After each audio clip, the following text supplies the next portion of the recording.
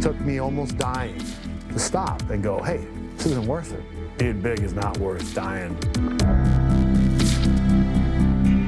You're taking drugs, you're trying to get bigger and bigger and bigger, and you're getting sicker and sicker and sicker. That's bigorexia.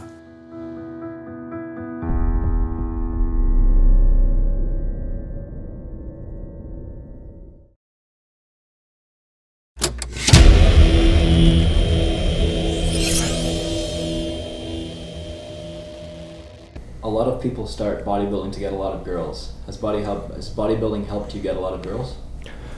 I think that's one of the funny things about bodybuilding is like people think like work out to try and get girls. You want to get the six pack and the muscles to kind of show them, and then you kind of fall in love too much with the gym and you start taking it too far, and then you get too ripped and too big. And I mean, I can promise you most girls do not like bodybuilders or competitors.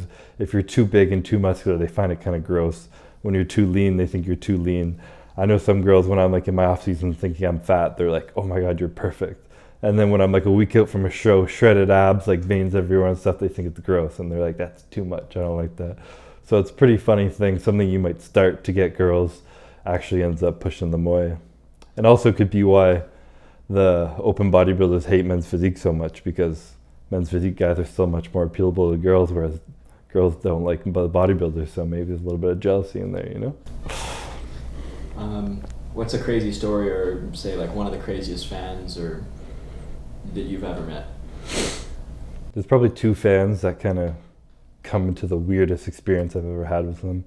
The first was pretty funny. It was a girl at the Arnold Expo I was at, and I could see her hanging around for a long time, kind of peeking around, looking. Started hanging out behind her booth a little bit and all that, and then finally approached me and kind of was like in shock talking to me, and then asked for a hug, asked for a picture of me kissing her on the cheek, and then she actually slid her room number into my pocket and kind of walked away. And was one of those little movie scenes that I was shocked. I was like, this has not just happened. Like, I'm in a movie looking around like someone's punking me right now.